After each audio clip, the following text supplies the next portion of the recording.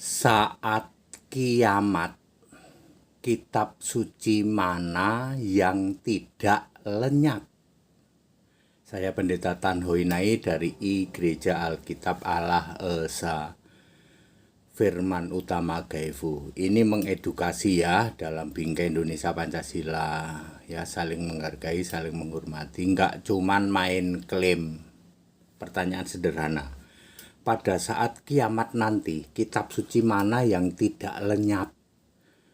Kitab suci kami, Pak. Kenapa? Tempat kami ada para penghafal kitab suci. Ye, penghafalnya saja ikut lenyap. Oh iya ya, Pak ya.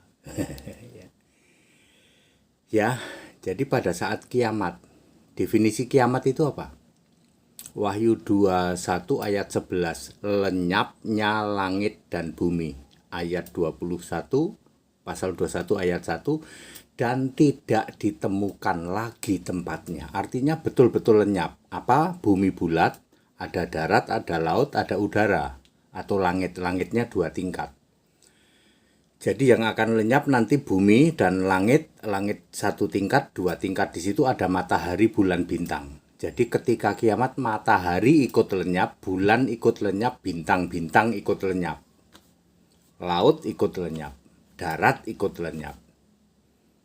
Clear?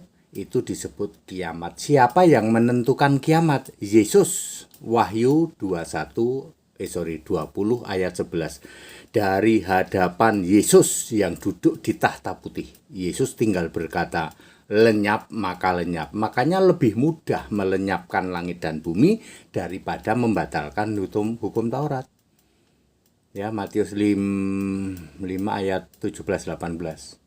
Ya, sebab Yesus harus mati disalib kalau untuk membatalkan Taurat. Tetapi kalau untuk melenyapkan langit bumi, Yesus tinggal bersabda, lenyap maka lenyap. Lalu kitab suci mana yang tidak hilang, ya, tidak lenyap, ya? Di dalam Matius 24 ayat 35, Yesus berkata, langit dan bumi akan berlalu, tetapi perkataanku atau Alkitab tidak akan berlalu. Kemudian di dalam Ulangan 31 ayat 26. Di situ dikatakan bahwa Taurat Musa ditaruh di samping tabut perjanjian. Ya. Ibrani 9 ayat 4 ya. Di situ ada tabut perjanjian yang berisi segumer mana, tongkat Harun dan kedua loh batu itu ya. Jadi tabut perjanjian ada di surga, Wahyu 11 ayat 19, isinya adalah Alkitab perjanjian lama dan perjanjian baru, kemudian segumer mana, kedua loh batu dan tongkat Harun. Nanti akan diturunkan lagi di dalam masa 1000 tahun di dalam Lukas 22 ayat 18, Wahyu 20 ayat 4. Jadi very clear, pada saat kiamat yang tidak lenyap kitab suci mana? Alkitab, satu-satunya kitab suci dong. Ya, itu perkataan Yesus sendiri. Langit dan bumi akan berlalu, firmanku atau Alkitab tidak akan berlalu. Matius 24 ayat 35. Jadi very clear.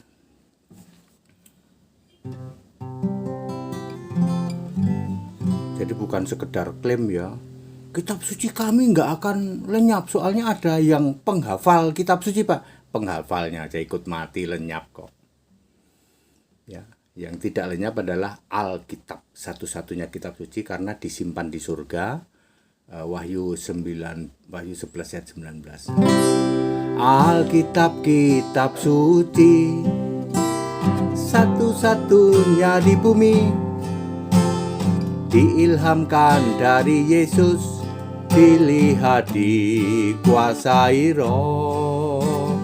Kejadian sampai Wahyu, ayat menguatkan ayat, menyatakan kesalahan, menunjukkan kebenaran.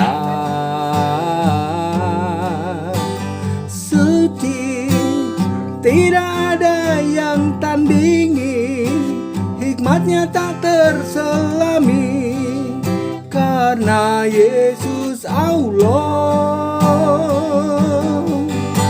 abadi, tidak akan berlalu.